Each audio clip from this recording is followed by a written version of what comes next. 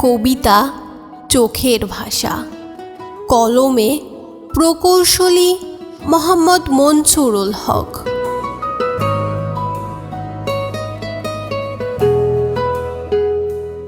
চোখের ভাষা হলো এমন ভাষা, পৃথিবীর সবচেয়ে কঠিন ভাষা, যে ভাষা সবাই পড়তে পারে না।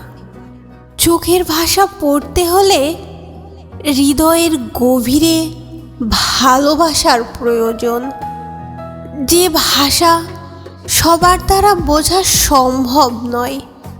দৃষ্টির নির্বাক ভাষা বড্ড জটিল হয়।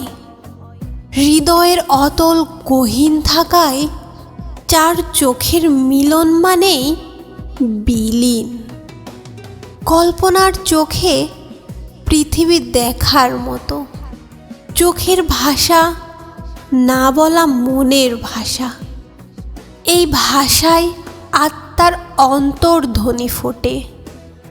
আপেক্ষিক চোখে মনের কথা বলা, চোখের গভীরে নিজ অস্তিত্ব ভুলে আত্মসমর্পণ করে বিলিয়ে দেওয়া। চোখের ভাষা বুঝতে বহু মনীষীগণ জ্ঞান চর্চায় নিজেকে বিলিয়ে দেন।